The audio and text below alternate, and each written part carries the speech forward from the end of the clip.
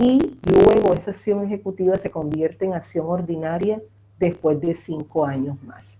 O sea que pasaron los 5 años, ya no puedo iniciar una acción ejecutiva, sino que tengo que iniciar una acción ordinaria. Y con la acción ordinaria no puedo embargarle los bienes. O sea, se venció el plazo para que me pagara María Ángel. Entonces, se vence el plazo, tengo que cobrarle, demando dentro de los 5 años para que no me prescriba la deuda. Dentro de los 5 años desde que se hizo efectiva la obligación, desde que yo le presté. Puedo demandarlo ejecutivamente y embargo los bienes, pero si no demando dentro de los 5 años, la puedo demandar ordinariamente, pero ya no le puedo embargar los bienes. El juez en la sentencia va a decir que sí, que está obligada a pagarme, pero entonces ya no puede embargarle los bienes, ella tiene que pagar con sus bienes sin que se les haya embargado. Si fuese una acción ejecutiva, entonces ahí sí puedo yo embargarle los bienes y ella entra al proceso inmediatamente embargada. Dígame, Jesús. No sé, o sea, solo quería hacer, si era como algo paralelo a lo de las obligaciones civiles y naturales, por así decirlo, o sea, que tienen como cierta similitud en ese sentido de que pasado cierto tiempo se convierten en otra. Así es, sí, señor. Dígame, Camilo. Profe, pero los 5 años corren a partir del momento en que se llega, no sé, a la deuda, al contrato, a la obligación, o desde el momento en que se empieza a fallar con esa obligación, o sea, el momento en que no empieza a O haber sea, pago. yo le presto un dinero a usted y digo, me lo tienes que pagar, hoy es 18 de abril. Entonces yo le digo, te lo presto ahora y me lo tienes que pagar el 18 de mayo. Te doy un mes para que me pagues. A partir de ahí tengo 5 años para demandar en acción ejecutiva para embargarte tus bienes. Y yo te puedo embargar a partir del 18 de mayo, inicio una acción ejecutiva porque ya se venció el plazo. Pero resulta que pasan los 5 años, ya la acción ejecutiva se me convirtió en ordinaria. Te puedo demandar, pero ya no te puedo embargar los bienes. El juez va a fallar, pero no tengo forma de embargarte los bienes. Tú tendrías que pagar de tu propia voluntad, pero sin que yo pueda embargarte los bienes, porque dejé pasar el tiempo de los 5 años para solicitar el embargo por acción ejecutiva. Ahora bien, hay veces que dice ahí, ¿podría repetir qué se puede hacer cuando un cobrador después de pagar la deuda que quiere que la otra persona le pague? Cuando Usted un decía que cobrador se, usted después decía que de se pagar la deuda, espera un momentico, cuando un cobrador después de pagar la deuda quiere que lo, ya, cuando se repite, o sea, decíamos que yo le cobraba a Camilo porque Camilo era el codeudor y luego él me pagaba a mí, pero él repetía contra la directamente obligada, ¿verdad? Entonces resulta que en este caso, ya no me acuerdo quién era, vamos a colocar que era Briangi. Entonces resulta que él me paga a mí porque yo lo estoy demandando directamente a él porque él es un codeudor o un deudor solidario y él, como me paga a mí, él demanda a Briangi para que Briangi le pague a él. Entonces él repite, la expresión es que repite contra Briangi, porque es que la deuda no era directamente de él, sino que él me estaba garantizando el cumplimiento de la obligación a mí. Por eso es que él me paga a mí. Profe, disculpe, yo fui la usted que hice la utilizó, pregunta. Ahora tengo otra duda. Para hacer esa repetición, ¿hay un tiempo o se puede hacer o sea, cuando uno quiera? De igual manera, él tiene 5 años para embargarte los bienes a ti. Ok, gracias. usted utilizó una expresión y es que se subroga. Sí, se subroga en los derechos del acreedor que soy yo.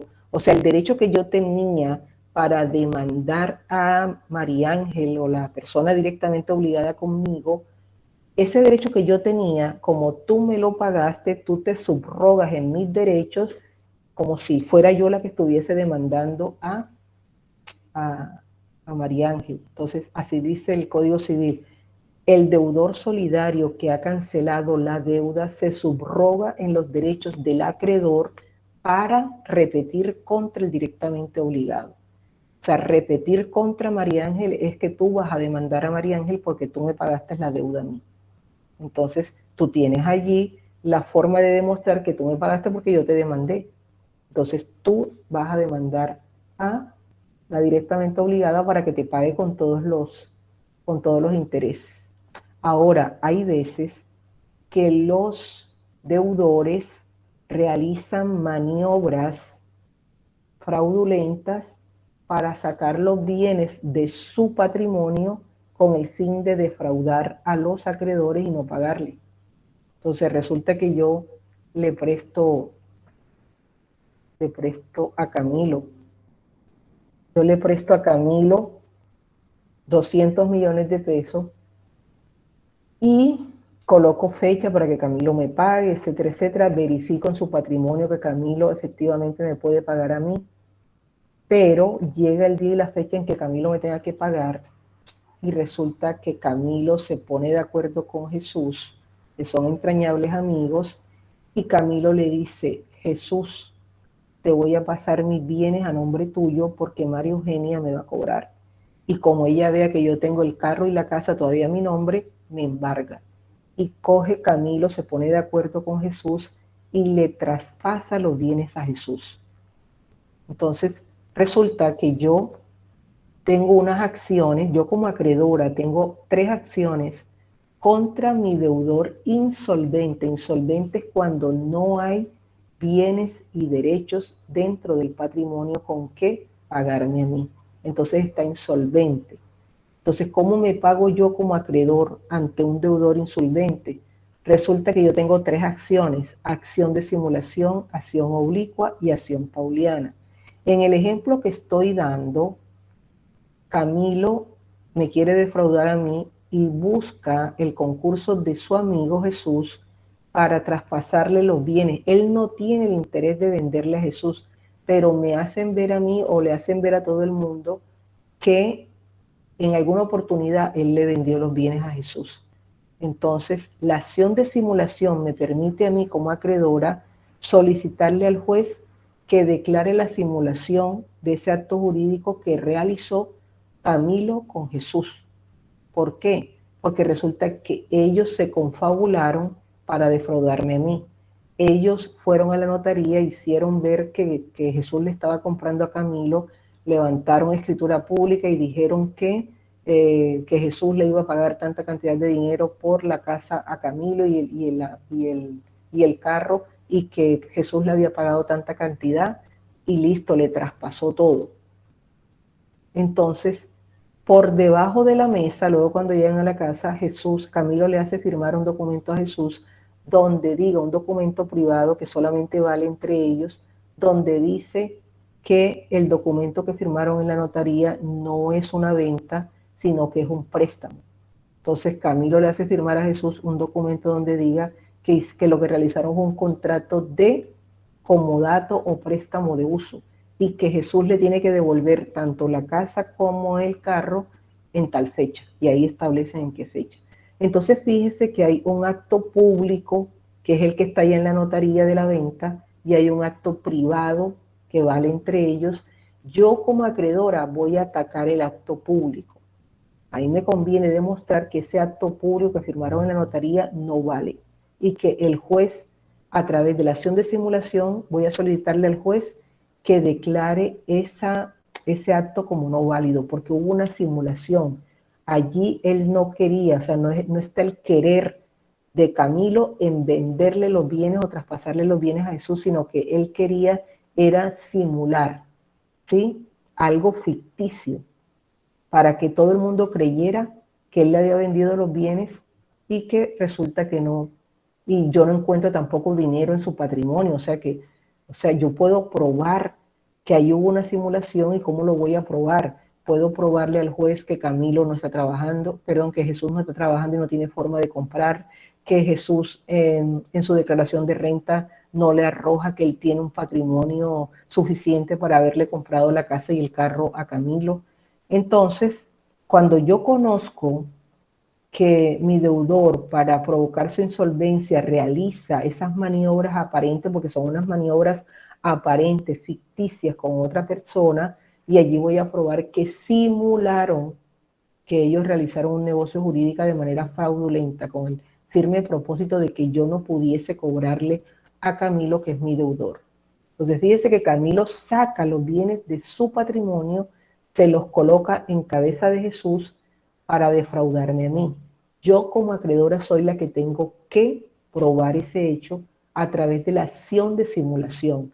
Y el juez, al conceder la acción de simulación, entonces va, y que ya se han probado todo lo que yo pretendo hacer valer, el juez va a retrotraer las cosas a su estado anterior y entonces los bienes van a volver a entrar en el patrimonio de Camilo y ahí sí yo me puedo cobrar en el patrimonio de Camilo y voy a entonces a embargarle los bienes para que de esa manera así sí me pueda hacerme pagar. ¿Está clara la acción de simulación? Profe, el acreedor tiene un tiempo establecido para interponer esa acción. Sí, sí. Dice que la acción de simulación la puede ejercer durante 10 años. La acción oblicua es otra acción que tiene el acreedor cuando está insolvente el deudor. O sea, si mi deudor tiene bienes y derechos, yo no puedo iniciar ni acción de simulación, ni acción oblicua, ni acción pauliana. Si tiene bienes y derechos, yo tengo que iniciar la acción ejecutiva. ¿Listo? Entonces aquí estamos mirando es las acciones que puede ejercitar el acreedor cuando el deudor está insolvente. Quiere decir que no tiene forma de pagar, no tiene bienes ni derechos. Entonces, otro ejemplo. Resulta que Luz Estela me debe a mí, me debe 200 millones y resulta que cuando yo le presté, ella tenía dinero, tenía bienes, todo perfecto para que yo pudiese cobrarle, pero yo me descuidé porque el acreedor tiene que estar muy atento a los bienes de su deudor y yo no supe en qué momento ella vendió lo que tenía, ¿verdad? Y resulta que ahora yo, ¿cómo le voy a cobrar si no tiene dinero? Pero yo tengo noticia que Luz Estela va a recibir una herencia, o sea que a ella le dejaron una herencia por 200 o 300 millones, pero ella no la quiere aceptar porque sabe que si la acepta, yo voy entonces a cobrarle ese dinero porque va a entrar a su patrimonio. Entonces ella no quiere porque dirá, ¿para qué voy a aceptar la herencia si luego va a venir María Eugenia a quitarme los 200 millones? Entonces ella no acepta la herencia. Entonces, la acción oblicua es la acción que tiene el acreedor para sustituir a su deudor en el ejercicio de los derechos y acciones que el deudor tiene contra terceras personas, pero que es remiso en ejecutarla. ¿Qué quiere decir esa palabra de remiso? O sea, que no quiere ejercitar sus derechos. Los hombres cuando no sacan la tarjeta militar, ¿cuál es la expresión que tienen para decir que una persona, un hombre no ha sacado su tarjeta militar? ¿Qué es un qué? Remiso. Es un remiso, o sea, no ha cumplido con ese deber que tiene de ir a sacar la libreta militar, ¿verdad? En este caso dice la ley, el deudor es remiso en aceptar sus propios derechos, ¿verdad? Entonces entra el acreedor a ejercitarlos. ¿A través de qué? De la acción oblicua. Yo le solicito al juez que me coloque en posición de mi deudor que no ha querido ejercitar su derecho de ir a reclamar su herencia y yo voy a reclamar la herencia en nombre de mi deudor. Yo no soy heredera, yo no voy a presentarme ante el proceso de sucesión a reclamar mi cuota hereditaria porque no soy heredera, pero yo voy porque el juez me ha concedido a través de la acción oblicua que yo me coloque en la posición de mi deudor y voy a reclamarla, no como deudoras, no como heredera, sino como deudora de la heredera. Entonces, el problema aquí es que ese dinero no va a entrar a mi patrimonio directamente, sino que yo voy a aceptar la herencia en nombre de mi deudora y le va a entrar al patrimonio de ella. Entonces resulta que cuando ya yo voy a cobrarle al patrimonio de Luz Estela, resulta que Luz Estela tenía otras deudas. Entonces hay unas deudas que tienen una preferencia con relación a las otras. Y resulta que Luz Estela le debía alimentos a sus hijos. Además, Luz Estela tenía unos trabajadores a quien ella no le había pagado, porque ella tiene una empresa y no le ha pagado a los trabajadores. Además, Luz Estela le está debiendo al Estado unos impuestos. Además, Luz Estela está debiendo unas cooperativas. En cambio, conmigo era una deuda de un contrato que firmamos, puede ser de préstamo, ¿sí? Y resulta que mi deuda estaba por allá como en la quinta causa, y resulta que primero se tienen que comenzar a pagar las deudas que a ella también la habían demandado. O sea, resulta que los hijos la habían demandado por alimentos. El Estado la había demandado porque le debió unos impuestos. Los trabajadores también. Entonces, tienen que pagarse primero esas obligaciones antes que la mía.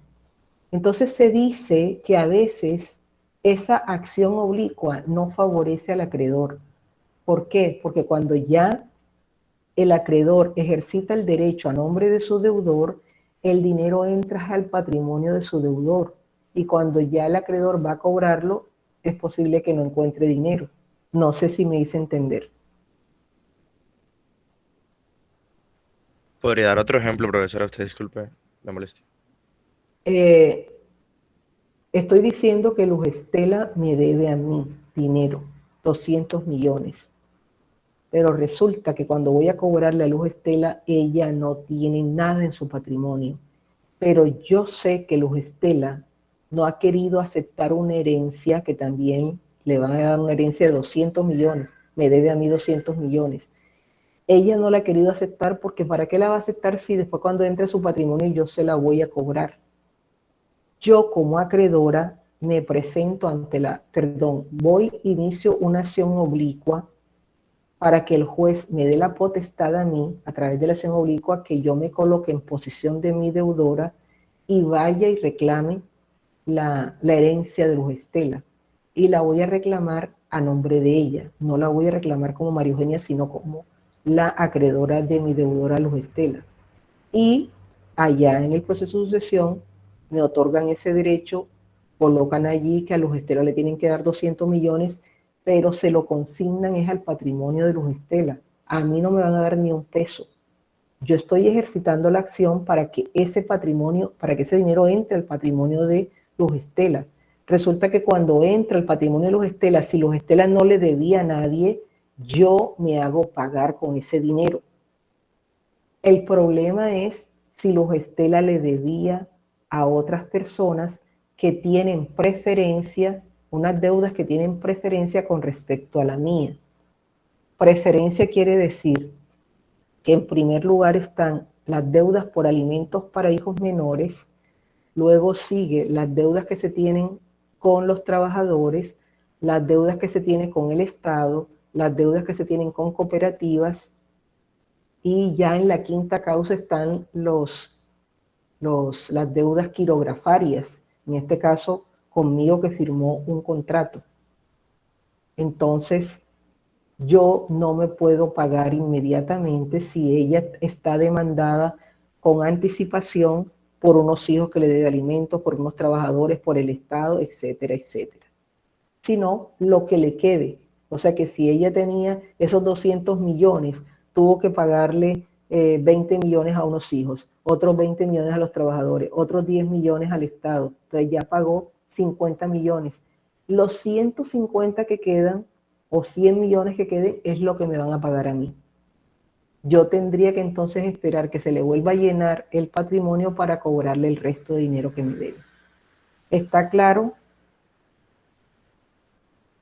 Sí, señora. Sí, gracias. Gracias, Por profesor. eso se dice que esta acción trata de incorporar al patrimonio del deudor bienes que no estaban en él, pero que se entiende que le pertenecen. Y yo pregunto, ¿esa herencia le pertenecía al patrimonio de Luz Estela? Sí.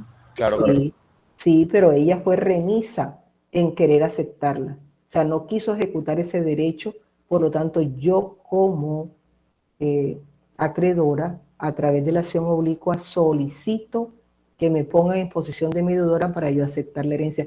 Igual si si otra persona le hubiese debido un dinero a ella. Por ejemplo, que ella no recibe una herencia, sino que le debían unos arriendos. O sea, ella tiene personas que le deben a ella.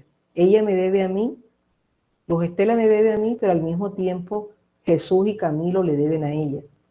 Camilo le debe 100, Jesús le debe 100. O sea, Luz Estela es acreedora de Camilo y es acreedora de Jesús, pero a la vez es deudora mía. Como yo sé que ella tiene personas a quien ella tiene que cobrarle, pero no les ha querido cobrar, porque sabe, cobrándole a ellos entra su patrimonio y yo me hago pagar, entonces yo a través de la acción oblicua le solicito al juez que me ponga en posición de Luz Estela y yo le cobro a Camilo y yo le cobro a Jesús. El problema es que ellos van a cumplir su obligación, pero no consignándole a mi patrimonio, sino que le consignan en el patrimonio de Luz Estela, porque ella es la acreedora de ellos. De igual manera, entonces, ellos, como yo soy la que estoy accionando a través de la acción oblicua y les cobro, ellos efectivamente pagan, pero le pagan al patrimonio de Luz Estela, entra en el patrimonio de Luz Estela. Si ella no debe nada, yo me cobro. Pero si ella le debiera a todas estas personas que nombré ahorita, que tienen preferencia con respecto a las otras en la preferencia de las obligaciones, en primer lugar están las deudas que se tienen con los hijos menores, luego lo que tienen con trabajadores, luego con el Estado, luego con las cooperativas y así hasta que lleguen a la obligación que tiene para conmigo. Entonces, yo puedo saber que alguien que le está debiendo a ella y yo le cobro, pero no es que yo voy de mi propia cuenta a cobrarle, a ver, dame, me tienes que dar el dinero y yo lo guardo. No, tiene que ser a través de la acción oblicua. El juez me coloca en posición de mi deudor a través de la sentencia y yo ejercito mi acción cobrándole a los deudores de ella, pero no me pagan a mí, sino que se lo envían al patrimonio de ella. Para uno ejercitar la acción oblicua tiene que estar seguro que su deudor no tiene otras obligaciones que tengan preferencia, porque entonces ¿para qué trabaja uno? O sea, ¿para qué uno inicia ese proceso si no le va a servir? Entonces no lo voy a hacer. También tenemos la acción pauliana. La acción pauliana es aquella que la ley le otorga a los acreedores para obtener que se revoque o deje sin efecto los actos reales y contratos reales celebrados por el deudor en perjuicio de sus derechos. Aquí esta acción pauliana es parecida a la de simulación, pero resulta que aquí los actos son reales, los contratos son reales, en cambio allá eran ficticios. ¿Se acuerdan el ejemplo que coloqué cuando hablamos de la simulación, en el que Camilo se puso de acuerdo con Jesús, se fueron a la notaría y hicieron ver que él estaba traspasando los bienes de manera, era simulado, no era el querer de Camilo, ¿verdad? Ahí yo inicié la acción de simulación, porque yo pude probar que ellos hicieron todo de manera simulada, ficticia. Pero acá es que Camilo en realidad quiere sacar los bienes de manera real con el firme propósito de no pagarme a mí. Entonces él dice, voy a vender, estoy vendiendo los bienes porque de lo contrario la persona me va a embargar, y comienza a vender. Le vende a Jesús, le vende a Luz Estela, le vende a Briangi, comienza a vender de manera real y ellos van y les pagan, ¿verdad? Entonces, luego ese dinero lo dona porque es que él no quiere pagarme.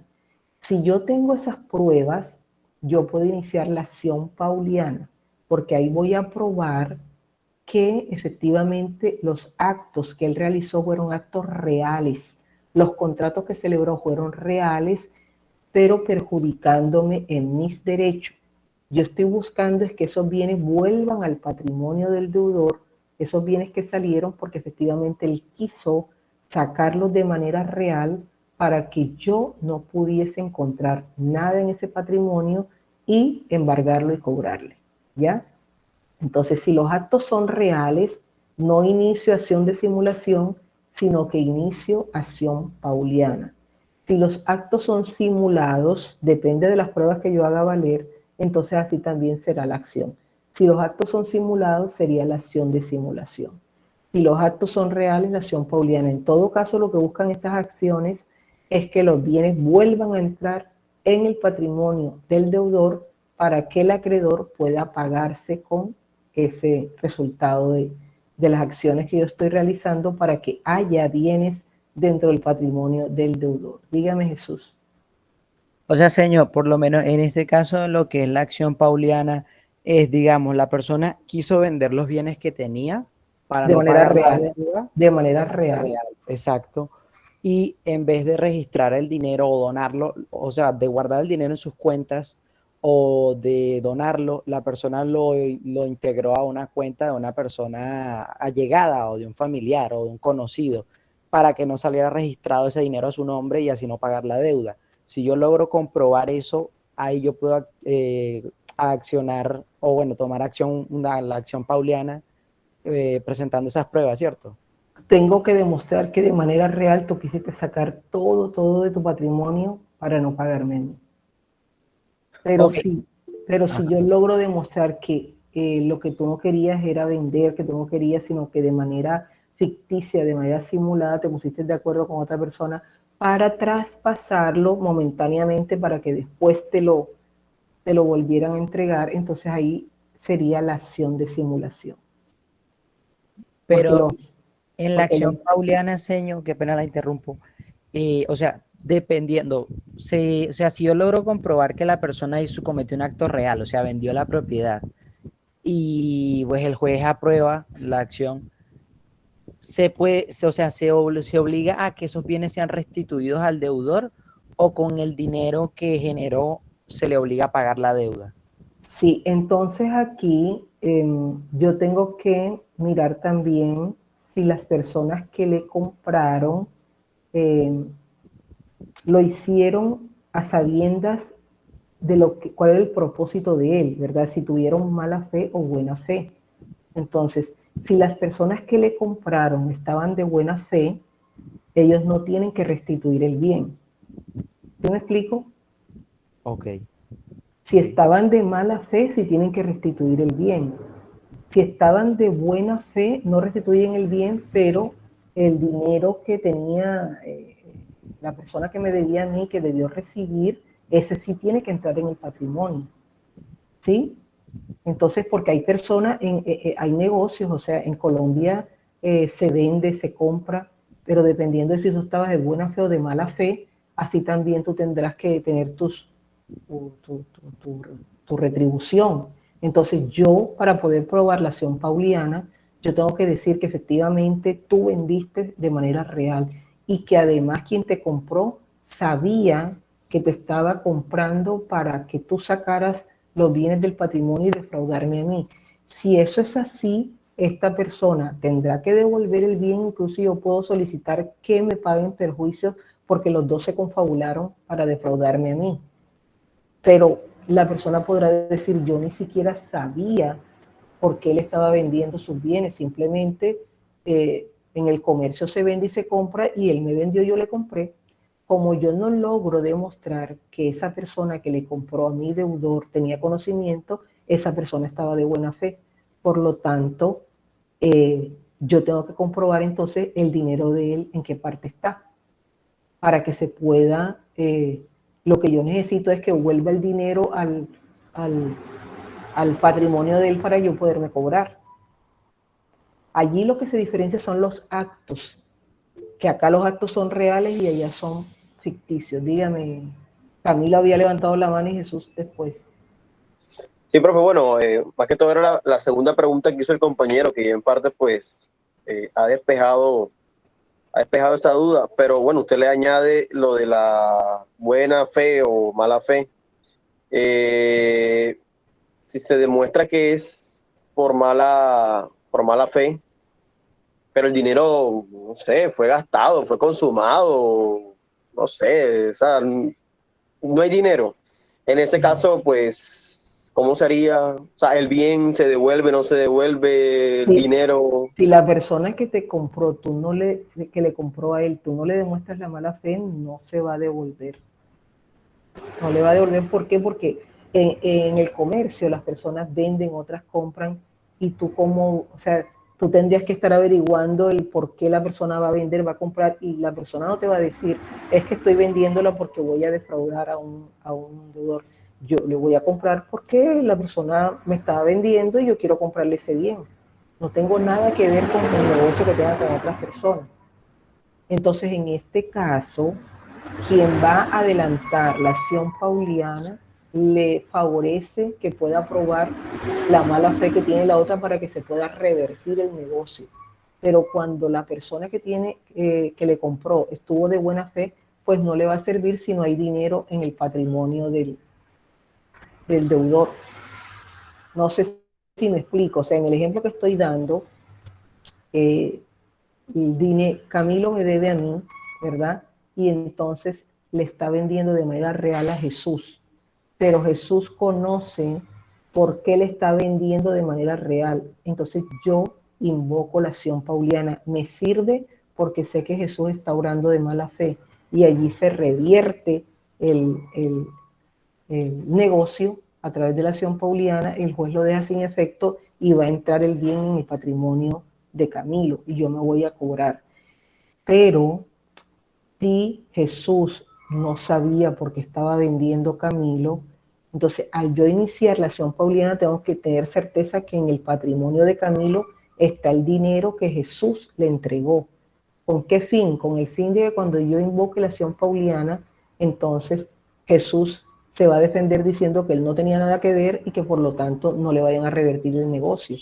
Entonces voy a solicitar que el dinero que está en cabeza de Camilo se me entregue a mí. Porque es que si Jesús está de buena fe, Jesús no tiene por qué tener que revertir el negocio porque él actuó de buena fe. El problema es si yo no encuentro dinero en el patrimonio de Camilo. Profe, en este caso, si la de simulación es de 10 años, esta pauliana, ¿qué tiempo tiene para instaurarse? Sí, la pauliana y la oblicua dicen los autores que 4 años. Profesor, tengo una duda. Y en el caso de que, ok, se actuó de buena fe en la compra del bien, pero entonces el deudor lo que hizo para salirse de la deuda o no querer pagar es donar todo ese dinero a la caridad. ¿Qué se hace en ese caso? ¿El bien se devuelve de la caridad todos los actos reales que tú Ok, puedas profesor. demostrar. Bueno, ¿alguna pregunta? Jesús. Señor, una duda que me generó gracias a mi compañero Camilo, y creo que él también hizo la pregunta, pero no se respondió. Cuando por lo menos una persona comete un acto real o realiza un acto real, vende los bienes teniendo una deuda pendiente y se vende el bien, pasa a posesión de otra persona y el dinero que es producto de esa venta, o sea, se gasta, deja de existir, ¿cómo se salda la deuda al acreedor si no existe ni bien ni dinero? Tienes que esperar que se le vuelva a llenar el patrimonio a tu deudor. ¿Y cuánto tiempo tienes? Ya dijimos que hasta 10 años, ¿verdad? 5 años puedes embargar, los otros 5 años ordinario. O sea, uno tiene 10 años para cobrarle a una persona. Por eso a veces las personas se van del país porque están debiendo dinero y regresan. No saben que son 10 años y regresan a los 6 años, 7 años y tú todavía le puedes cobrar a esa persona. Puedes demandarla de manera ordinaria. Lo único es que no le puedes Embargar los bienes. embargar. Sí, señor. Pero uno siempre está expensa de que se le vuelva a llenar otra vez el patrimonio a la persona. ¿Listo? En ese caso, el tipo se hizo el gol, por así decirlo. Claro, porque uno tiene hasta 10 años para poderle cobrar a una persona. Bueno, jóvenes, entonces la próxima clase, que es el lunes 25, ese día vamos a hablar de la nacionalidad, tomaré la nota de esa mesa redonda y yo también voy a hablar de la representación y de la patria potestad.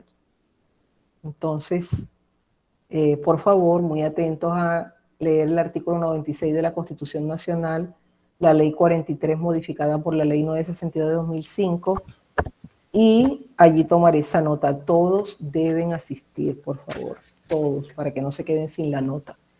Y luego el 2 de mayo haríamos el segundo examen parcial.